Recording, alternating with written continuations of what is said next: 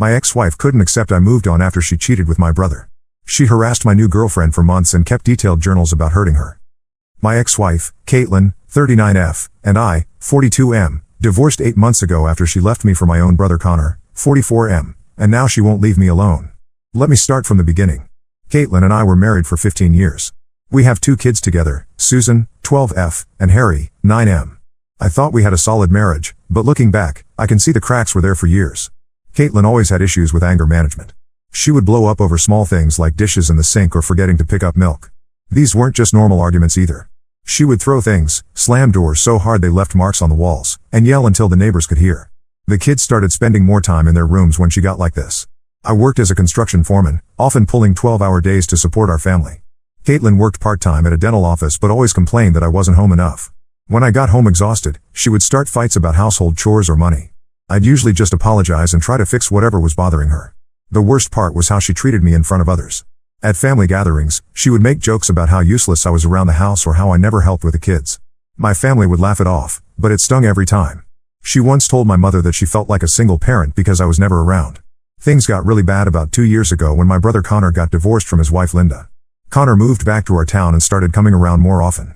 He's always been the charming one in the family. He's a sales manager at a car dealership and has this way of making everyone laugh.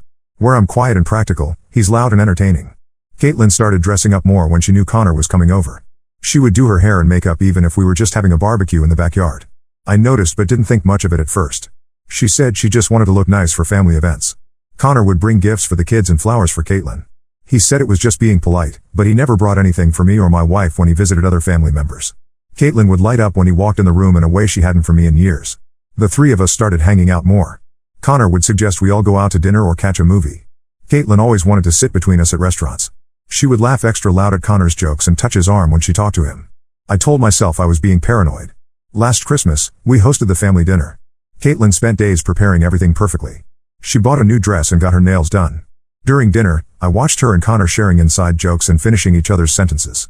When I tried to join the conversation, they would change the subject. After everyone left, I was cleaning up the kitchen when I found Caitlin and Connor on the back porch. They weren't doing anything inappropriate, just talking quietly with their heads close together. When they saw me, they both stepped apart quickly. Caitlin said they were just discussing Connor's job situation. In January, Caitlin started staying out later after work. She said the dental office was doing inventory or she was helping her friend with wedding planning. She would come home around 9 or 10 at night, shower immediately, and go straight to bed. When I asked about her day, she would give short answers and seem irritated.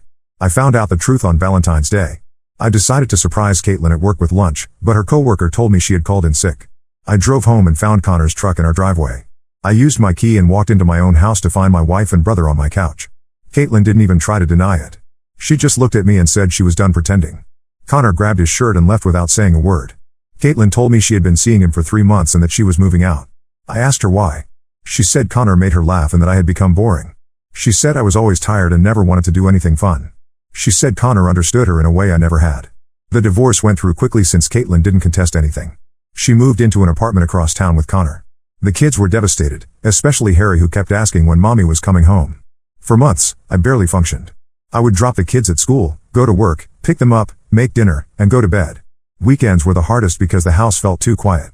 The kids would spend every other weekend with Caitlin and Connor, and those were the worst days. My coworker Tom kept inviting me to grab drinks after work, but I always declined. Finally, in June, he wore me down and I agreed to meet him at a bar downtown. That's where I met Kim, 37F. Kim was there with her sister, celebrating a promotion at her marketing job. Tom knew her sister from somewhere and introduced us. Kim was completely different from Caitlin, calm, easy to talk to, and she actually listened when I spoke. We talked for hours about everything except my divorce. We started dating slowly. Kim knew about my situation and never pushed for more than I was ready for. She would come to my house sometimes and help with dinner or homework. The kids liked her immediately because she didn't try too hard to win them over. She just treated them like regular people. Kim has her own house about 20 minutes away. It's smaller than mine, but it's peaceful. We started spending weekends there when the kids were with Caitlin. I could actually relax for the first time in months. This is where the problem started. Caitlin found out about Kim somehow and completely lost it. She started calling me at all hours asking who Kim was and why I was introducing the kids to random women. I reminded her that she was living with my brother and that she didn't get a say in my personal life anymore. Caitlin began showing up at my house unannounced. She said she was checking on the kids, but they were always at school when she came. She would walk through the house looking at everything, asking if Kim had been there. She found Kim's coffee mug in the sink once and threw it in the trash. When Kim started staying over on nights when I had the kids, Caitlin called the police. She told them I was exposing her children to a dangerous stranger. The officer was professional but clearly thought the whole thing was ridiculous. He told Caitlin that unless there was evidence of actual danger, she couldn't control who I had in my own home. Caitlin started pumping the kids for information about Kim. She would ask them detailed questions about what we did together and what Kim said to them. Susan told me that her mother made her promise to tell her everything that happened at Daddy's house. The breaking point came 2 weeks ago. Kim and I took the kids to a baseball game downtown. We were having a great time, and the kids were actually acting like kids instead of walking on eggshells. During the 7th inning stretch, I saw Caitlin and Connor in the stands about 10 rows behind us. I don't know how they knew we would be there. Caitlin spent the rest of the game staring at us.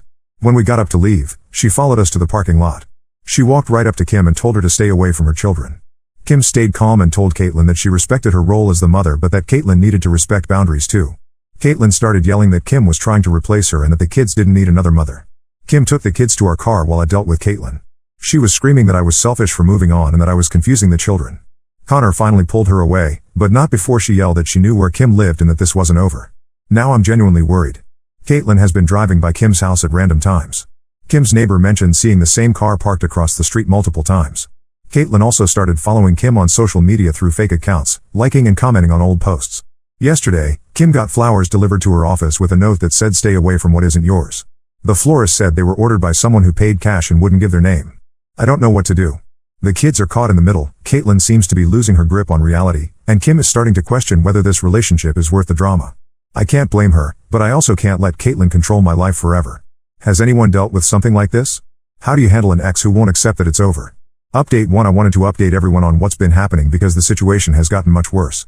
After my original post, several people suggested I document everything and consider a restraining order. I started keeping a log of every incident and taking screenshots of Caitlin's social media activity. The harassment escalated quickly after that baseball game. Kim started getting phone calls at work from someone claiming to be conducting a survey, but the questions were clearly designed to get personal information about her schedule and habits. When Kim refused to answer, the caller became aggressive and hung up. Caitlin also began contacting my neighbors. She told Mrs. Peterson next door that she was worried about Kim's influence on the children and asked her to keep an eye on who was coming and going from my house. Mrs. Peterson is 78 and was completely confused by the whole thing. The worst part was what Caitlin started doing to the kids. During their visits with her, she would show them pictures on her phone of me and Kim together that she had clearly taken without our knowledge. She told Susan that Kim was trying to steal their family and asked both kids if Kim ever said anything bad about their mother. Harry started having nightmares and didn't want to go to his mother's apartment anymore. Susan became withdrawn and stopped talking about school or her friends. Both kids seemed terrified of saying the wrong thing around either parent. 3 weeks ago, things came to a head. Kim and I decided to take the kids camping for the weekend at a state park about 2 hours away. We had been planning this trip for weeks, and the kids were excited about hiking and fishing. We set up our campsite Friday evening and had a great time roasting marshmallows and playing cards in the tent. Saturday morning, we went hiking on one of the easier trails. The kids were running ahead, looking at wildflowers and trying to spot animals. Around lunchtime, we came back to our campsite to find Caitlin sitting at our picnic table. She was just waiting there like she belonged. I have no idea how she found us or how long she had been there. Caitlin stood up when she saw us and started yelling that I had kidnapped her children. She said she never gave permission for them to leave the state, which wasn't even true since we were still in state at the park. The kids immediately went quiet and moved behind Kim and me. Other campers started coming over to see what the commotion was about. Caitlin was screaming that Kim was a homewrecker and that I was an unfit father. She demanded that I pack up immediately and bring the kids home. I told Caitlin to leave and reminded her that this was my weekend with the kids according to our custody agreement. She said the agreement didn't give me the right to take them anywhere without her approval. Kim tried to defuse the situation by suggesting we all sit down and talk calmly. Caitlin turned on her and said she had no right to speak about her children. She told Kim that she was nothing but a rebound and that I would get tired of her just like I got tired of everything else. The camp host came over at this point because other families were complaining about the noise. Caitlin immediately switched tactics and started crying, telling him that I had taken her children without permission and that she was just a worried mother trying to protect them. The camp host asked to see our custody paperwork, which I had brought just in case. When he saw that I had legal custody that weekend, he asked Caitlin to leave. She refused and said she wasn't going anywhere without her children. Susan started crying and asking why mommy was being so mean. Harry was clinging to Kim's leg and wouldn't look at his mother. This seemed to set Caitlin off even more, and she accused Kim of turning the children against her. The camp host threatened to call the police if Caitlin didn't leave voluntarily. She finally got in her car but not before telling me that this wasn't over and that I would regret bringing Kim into her children's lives.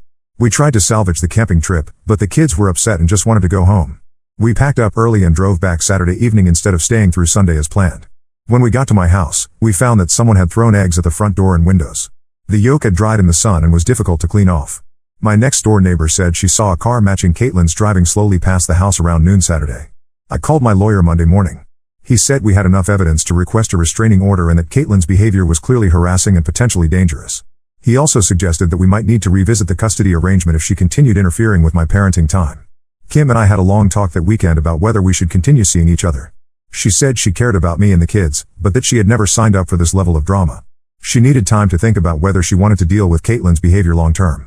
I completely understood her position, but I also realized that letting Caitlin drive Kim away would just encourage more of this behavior in the future. If I backed down now, Caitlin would think she could control any relationship I tried to have. The restraining order hearing was scheduled for the following week. My lawyer advised me to avoid all contact with Caitlin except through him and to document any further incidents. 2 days before the hearing, Connor called me for the first time since I caught them together. He said Caitlin was making his life miserable and that her obsession with me and Kim was destroying their relationship. He asked if there was anything I could do to make her back off. I told him that this was the situation he created when he decided to sleep with my wife, and that he would have to figure it out himself. He said Caitlin had been talking about me and Kim constantly and that she spent hours every day checking Kim's social media accounts and driving by her house. Connor also revealed something I didn't know.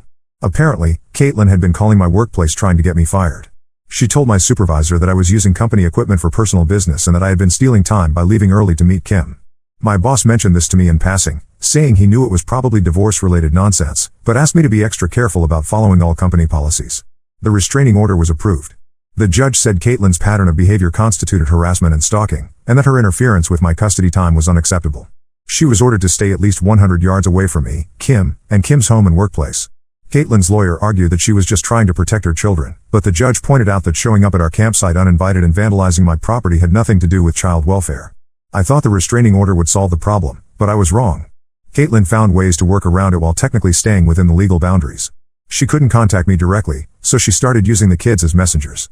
During her custody visits, she would tell them things to pass along to me, like asking when Kim was going to move in or whether I was planning to marry her. She also began scheduling activities during my custody time that she claimed were unmovable appointments for the children. Doctor visits, dentist cleanings, and school events all seemed to fall on weekends when the kids were supposed to be with me. When I objected, she would say these were the only available appointments and that the children's health and education came first. She was technically right, but the pattern was obvious. Kim decided to give our relationship another chance, but she asked me to be completely honest about how bad things might get. I told her I honestly didn't know, but that Caitlin seemed determined to make both our lives miserable. We're still together, but the stress is affecting everything.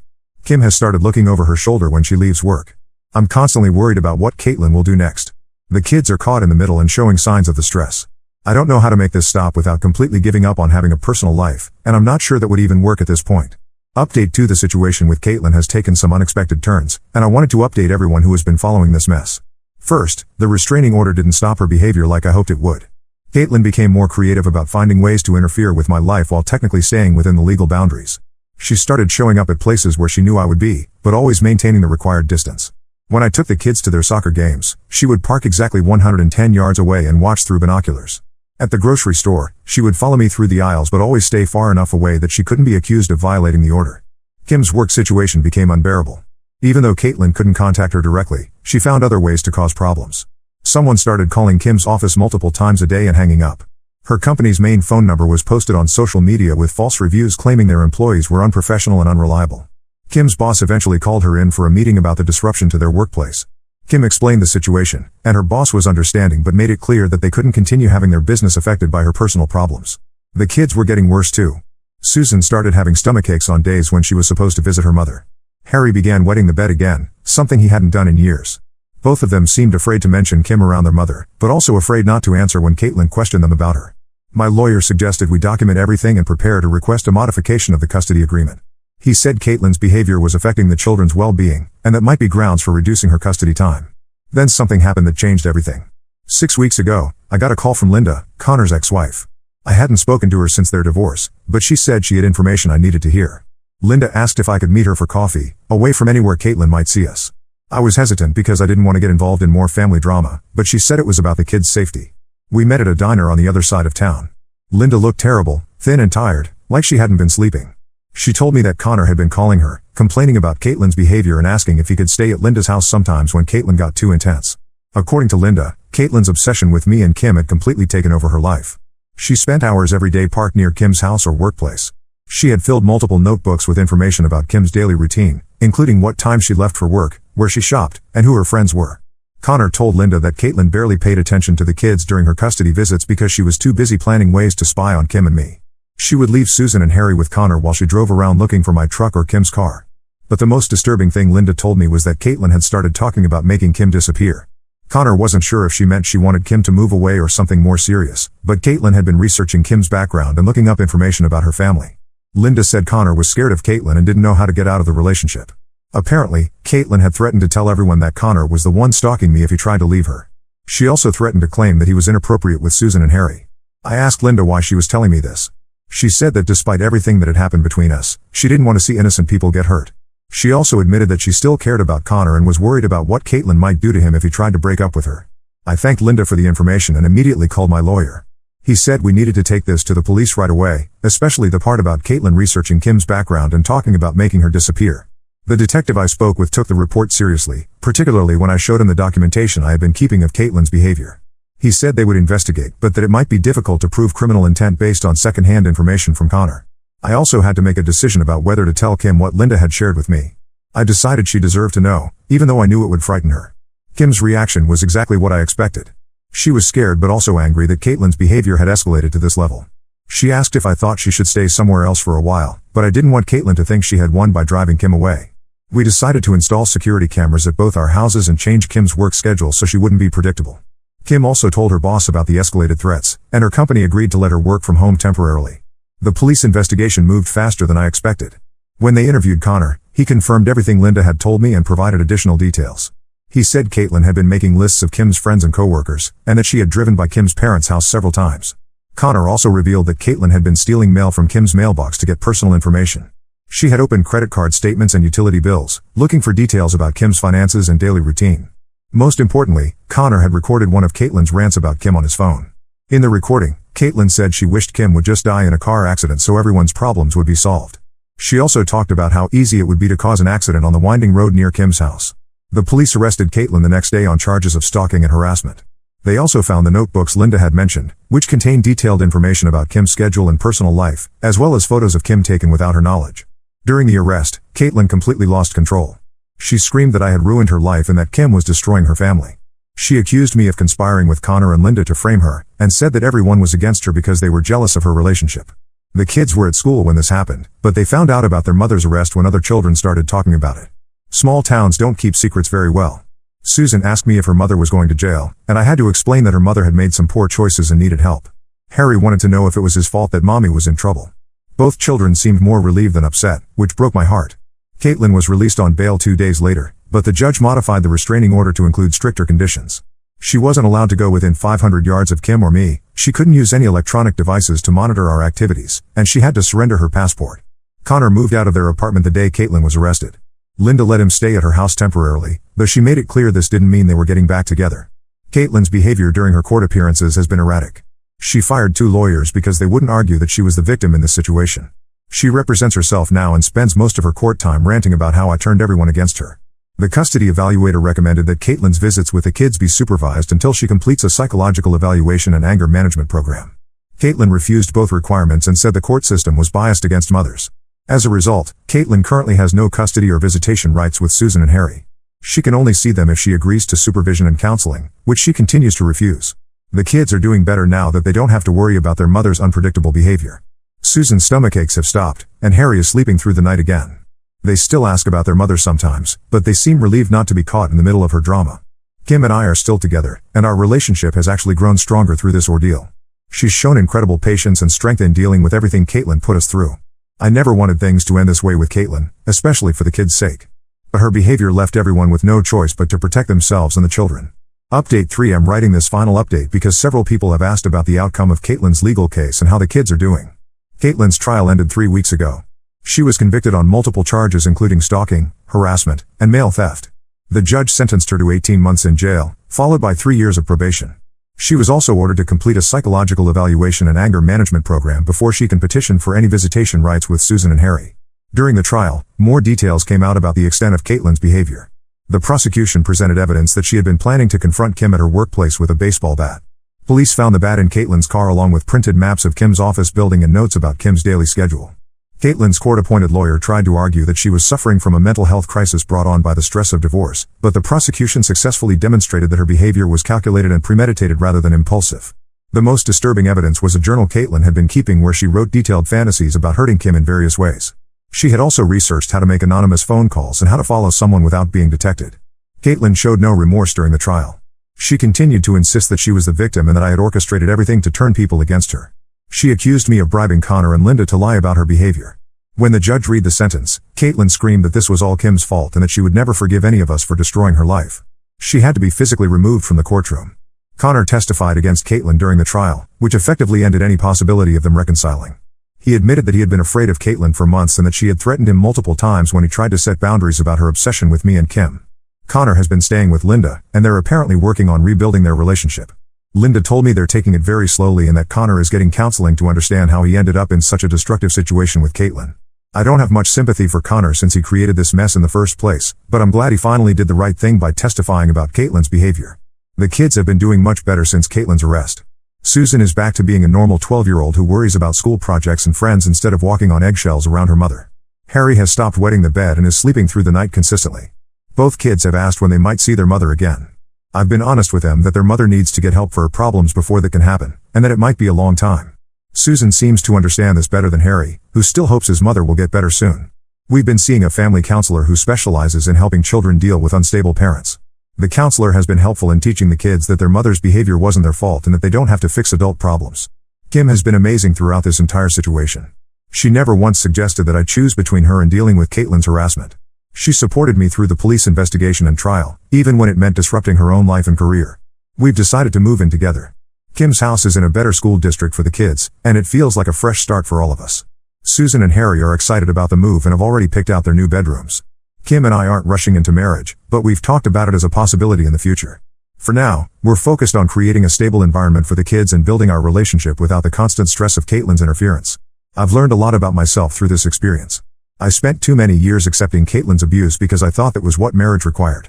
I made excuses for her behavior and blamed myself for not being able to make her happy. Kim has shown me what a healthy relationship looks like. We disagree sometimes, but we talk through problems instead of screaming at each other. She treats the kids with respect and patience, and she's never used them as weapons in adult conflicts. The restraining order against Caitlin remains in effect for another 2 years. Given her behavior during the trial and her lack of remorse, I don't expect her to respect it once she's released from jail. We'll continue to document any violations and work with law enforcement to ensure everyone's safety. Some family members have suggested that I should forgive Caitlin for the kids' sake, but forgiveness doesn't mean allowing someone to continue harmful behavior. The kids are safer and happier without their mother's chaos in their daily lives. If Caitlin genuinely gets help and changes her behavior, I might consider supervised visits in the future. But that decision will be based on what's best for Susan and Harry, not on family pressure or guilt. For anyone dealing with a similar situation, my advice is to document everything, don't hesitate to involve law enforcement when behavior escalates, and prioritize the safety of your children above all else. Don't make excuses for someone who refuses to respect boundaries, even if that person is a family member. Caitlin chose to escalate this situation at every opportunity instead of accepting that our marriage was over and focusing on co-parenting our children. Her choices led to the consequences she's now facing. Now let's move to the next story. Story 2. After finding out her husband was cheating, my sister demanded to move into our family home she made me buy from her 15 years ago. When I refused, she tried breaking in. I, 45F, am in a difficult situation with my sister Carissa, 43F, regarding our parents' house, and I need some outside perspective because my entire family is against me right now. For some background, our parents passed away 15 years ago in a car accident when I was 30 and Carissa was 28. They were driving home from their anniversary dinner when a drunk driver hit them. It was devastating for both of us, but we handled grief very differently. Our parents left their house to both of us equally in their will. At that time, Carissa was married to Tom and had just given birth to their first child, Emily. I was single and had just started my career as an accountant at a small firm. The house meant everything to me because our grandfather had built it himself in 1945 after returning from World War II. He spent 5 years building it, and every room has a story. My dad used to tell us how he helped his father as a young boy, carrying bricks and learning carpentry. 4 generations of our family have lived in this house. After our parents passed, Carissa told me she couldn't bear to live in the house because it had too many memories. She wanted to sell it immediately and split the money. I still remember that conversation. She came over one morning about 2 weeks after the funeral and told me she had already contacted a real estate agent. I was shocked because we hadn't even finished sorting through our parents' belongings. I begged her not to sell. I explained how much family history was in this house. The measuring marks on the kitchen doorframe showing our heights as we grew up, the secret compartment our grandfather built in the living room fireplace, the apple trees our dad planted when each of us was born, everything about this house tells our family's story. I offered to buy her share, but as a new accountant, I didn't have nearly enough money. I asked her to wait a few years until I could save up, but she refused. Carissa became really aggressive about selling. She threatened to take me to court to force a sale if I didn't agree. She knew I couldn't afford a legal battle on top of everything else. I was still paying off my student loans and had just started my career. To keep the house, I had to take out a massive loan at a horrible interest rate because my credit wasn't great at the time. It was really difficult financially. I had to move back into my old bedroom because I couldn't afford to rent an apartment while paying the mortgage. I took on freelance accounting work on weekends and evenings, barely sleeping some weeks to make all the payments. It took me 10 years to pay off that loan. During that time, I couldn't afford to do much maintenance on the house. The roof started leaking, but I could only patch it temporarily. The old windows let in drafts, but replacing them was too expensive. I lived with a broken water heater for 6 months, taking cold showers while saving up to replace it. But I managed to keep the house, and over the past 5 years, I've slowly been renovating it room by room, trying to preserve as much of the original character as possible while making necessary updates. Last month, Carissa showed up at my door crying. I hadn't seen her in person for almost 2 years, we only really talked at family gatherings and on holidays. She told me that Tom had been cheating on her for the past 5 years with his coworker, and they were getting divorced. She had to move out of their house and wanted to move back into our parents' house with Emily, now 15F. Carissa was a mess, mascara running down her face as she told me how she regretted selling her share of the house. She said she finally understood why I fought so hard to keep it, and that she realized its importance now that she was losing her own home. She begged me to let her move in, saying we could be sisters again and live together like we used to when we were young. She even promised to help with the remaining renovations. I refused. I reminded her that she gave up her right to the house 15 years ago when she forced me to buy her out. She got emotional and said I was being cruel, that she was going through the most difficult time in her life and needed her family. She brought up our parents, saying they would have wanted us to help each other, and that they would be ashamed of me for turning my back on my sister. Emily called me later that night crying about how I was being mean to her mom when she needed help the most. She said she wanted to live in the house where her mom grew up, and that I was selfish for keeping it all to myself. This really hurt because I had tried to maintain a relationship with Emily over the years, sending birthday and Christmas gifts, but Carissa often returned them saying they didn't need anything from me. Since then, Carissa has been telling all our relatives that I'm heartless for not helping her in her time of need. Our Aunt Martha, who practically raised us after our mom went back to work, called me saying I should let bygones be bygones and help my sister. My cousins have been posting on social media about family loyalty and how some people forget where they came from. But I don't want to let her move in. I spent 15 years paying for and maintaining this house alone while Carissa was living her life in her big suburban home with Tom. She didn't care about family history or loyalty when she wanted to sell it. Now she only wants to move in because she needs a place to stay. I offered to help her find and rent an apartment, even offering to co-sign if needed, but she refuses, saying she wants to come home. She keeps showing up unannounced, crying and begging. Yesterday she brought Emily again, and they both sat on my porch for hours refusing to leave until I talked to them. They were ringing the doorbell, knocking on windows, and even tried to get in through the back door. I had to call the police to make them leave. Now all our relatives are angry at me for calling the police on my own sister and niece. I feel terrible about the whole situation, but I don't think I'm wrong. Carissa made her choice 15 years ago. She could have kept her share of the house, but she chose to sell it. I worked hard to keep this house in the family, sacrificing my own comfort and financial security for years. Now she wants to waltz back in when it's convenient for her. Ida? Update 1 first, I want to thank everyone for their support on my original post. The past 2 weeks have been absolute hell, and things have gotten much worse than I could have imagined. After my original post, Carissa completely lost it and escalated her behavior in ways I never thought possible. She started spreading rumors around town that I had actually forged documents 15 years ago to steal her share of the house.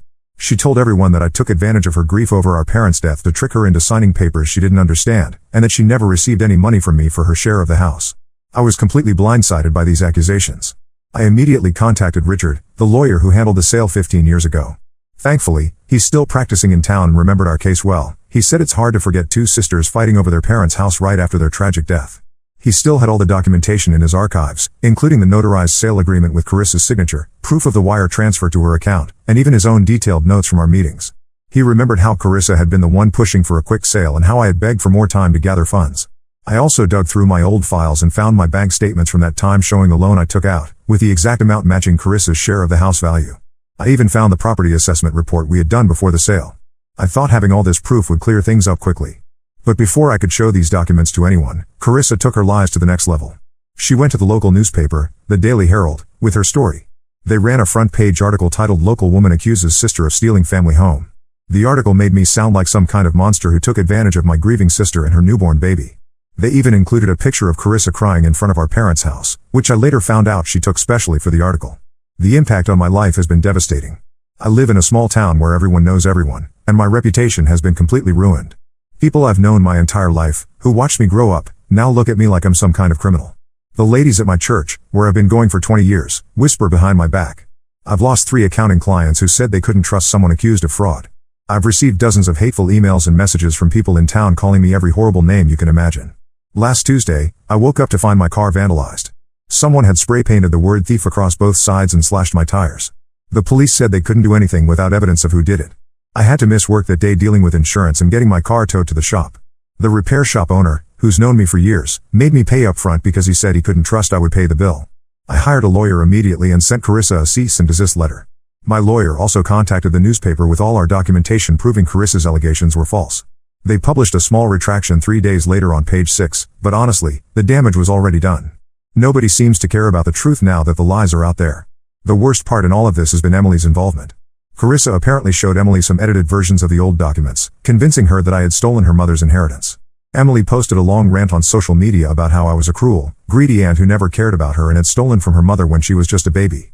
She shared old family photos of us together and wrote about how fake I was all these years, pretending to care by sending gifts while sitting in her stolen house. This hurt more than anything else because I truly love Emily. I have a box in my closet with every drawing and school photo she ever sent me, even though Carissa returned most of my gifts to her. But what really broke my heart was finding out that Carissa had been planning this whole thing for months. My neighbor Linda told me she saw Carissa with a real estate agent back in March, 3 months before she showed up crying at my door. Carissa was walking around the property with the agent, taking pictures and discussing potential renovations. She told the agent she was planning to sell the house soon and wanted to know its current market value. She was so confident she could force me to let her move in that she was already making plans to sell the house again. The situation has gotten even more frightening in the past few days. I installed security cameras after the car incident, and I'm so glad I did. Carissa has shown up at least 5 times after being told to leave. Last night, she actually tried to break in through the kitchen window, screaming that she had as much right to be in the house as I did. The police caught her in the act this time, but they still just warned her and let her go. I'm meeting with my lawyer tomorrow to discuss getting a restraining order. I've started documenting everything, taking photos, saving emails, recording phone calls, my state is one-party consent, and keeping a detailed log of every incident. Even my always neutral cousin Mark called me yesterday to warn me that Carissa has been calling relatives asking for money to sue me for the house. I feel like I'm living in a nightmare, and I can't believe my own sister would do this to me. Update 2: I need to share some shocking information I discovered that changes everything about this situation. A distant cousin Rachel reached out to me after seeing Carissa's social media posts about our conflict. Rachel lives in California and we haven't spoken in years, but she felt she needed to tell me something important about Carissa's financial situation when our parents died. According to Rachel, about 2 months before our parents' accident, our maternal grandmother had secretly given Carissa a significant inheritance, $200,000 in cash. Grandmother had always favored Carissa, she looked exactly like mom, and wanted to help her start her life with a new baby. Carissa never told anyone about this money, not even Tom knew about it initially. Rachel only knew because she had driven grandmother to the bank that day and helped her arrange the transfer to Carissa's account. This revelation made me feel physically sick. When Carissa was pressuring me to sell our parents' house, she had $200,000 sitting in her account. She could have easily waited for me to save up money to buy her share, or she could have bought my share outright. Instead, she forced me to take out a predatory loan that took me a decade to pay off, while she had more than enough money to be patient. When I confronted Carissa about this over text, she initially denied everything. But after I told her Rachel had proof of the bank transfer, she broke down and admitted it was true. She said she had used the money to buy a vacation home in Florida with Tom, the same vacation home he got in their divorce settlement. She tried to justify it by saying she was young and stupid, and that Tom had pressured her into buying the vacation property as an investment. But that's not all I discovered. Through mutual friends, I learned that Carissa's divorce situation isn't what she presented to me at all. Tom didn't just suddenly start cheating on her 5 years ago. They had actually been separated for 2 years already, living apart while trying to keep up appearances for their families. Carissa had been living in a luxury apartment that cost $3,000 a month, paid for by their joint savings. She only wanted to move in with me because Tom finally cut off her financial support and told her to get a job. I also found out that Carissa had been lying about her job situation. She told me and everyone else that she was working part-time at a boutique, but her friend Maria let slip that Carissa hasn't worked in over a year. She quit her job because she didn't like the early morning hours, expecting Tom to keep supporting her lifestyle. Now she's running out of money and desperate for a place to stay. Emily came to see me alone yesterday after school. This was the first time we've spoken face to face since her social media posts about me.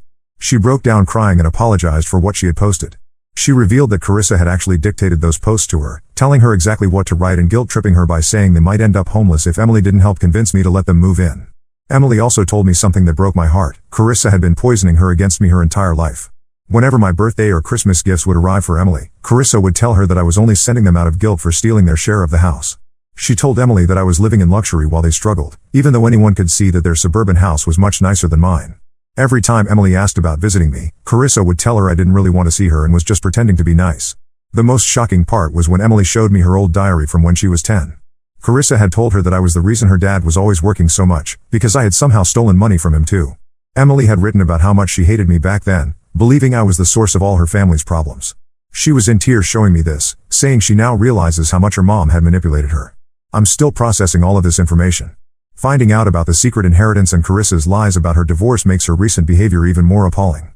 She's been playing the victim and destroying my reputation in town, all while hiding her own deceptions. I've forwarded all this information to my lawyer, who says it strengthens our case against her for defamation. The truth really does come out eventually. Update 3: The situation has finally reached a conclusion, though not a happy one. After Emily's revelations about Carissa's manipulation and lies, I decided to take legal action against Carissa for defamation. My lawyer gathered all the evidence, the newspaper article, social media posts, documentation of the vandalism, testimony from Emily and Rachel about Carissa's lies, proof of my lost accounting clients, and the police reports from her trespassing attempts. We filed the lawsuit, and Carissa immediately tried to countersue, claiming emotional distress and something about verbal agreements from 15 years ago. Her lawyer must have realized how weak her case was because they quickly offered to settle out of court. The settlement required Carissa to make a public apology on social media and in the same newspaper that published her initial lies. She also had to pay for the damages to my car, compensate me for my lost clients, and cover my legal fees. Carissa tried to negotiate the terms, saying she couldn't afford the payment. But then Emily found bank statements in their old house showing that Carissa had been hiding money from the sale of her jewelry and designer bags over the past year. She had nearly $50,000 stashed away while claiming poverty. Emily brought these documents to me, and when my lawyer presented them during mediation, Carissa finally agreed to the full settlement. The public apology was posted last week. Carissa wrote a brief, cold statement admitting that she had lied about me forging documents and stealing her inheritance. She acknowledged that she had received full payment for her share of the house 15 years ago. But she couldn't resist adding passive-aggressive comments about how sisters should help each other in times of need, still trying to make me look bad. Carissa finally stopped harassing me after her lawyer explained that any further contact could result in criminal charges. She's now living in Arizona with some guy she met online 2 months ago. From what Emily tells me, she left suddenly without even properly packing her things, just taking her important documents and leaving everything else behind. Emily decided to stay here with Tom to finish her last 2 years of high school. Tom has really stepped up as a father since all this happened. He's got full custody now and bought a small house near Emily's school. Emily visits me every weekend now, and we're slowly rebuilding our relationship. She's been helping me organize old family photos and letters, learning about her grandparents and our family history that Carissa never told her about. What surprised me most was finding Emily genuinely interested in the house and its history. She sits for hours with me looking at old blueprints, asking questions about which parts grandfather built first, where the original windows were, and how the house has changed over time. Last weekend, she helped me restore an old built-in cabinet in the dining room that our grandfather had made. She said it feels like she's finally getting to know her real family history, not the twisted version Carissa fed her. I've started documenting everything about the house, taking photos of all the original features, writing down the stories behind each room, scanning old construction photos our grandfather took, and noting all the renovations I've done. I want to create a proper record so future generations will know the truth about how this house was preserved. Some relatives, especially Aunt Martha, still think I should have helped Carissa despite everything. They say family should always come first. But I know I made the right choice. This house isn't just a building to me, it's our family's legacy that I fought to protect when no one else would. Looking at Emily learning about her heritage and finally understanding what this house means to our family, I know I did the right thing. Emily asked me last week if she could have some of her graduation photos taken in front of the house next year. She said she wants to honor her grandparents and great-grandfather who built it. That meant more to me than any court victory or public apology ever could.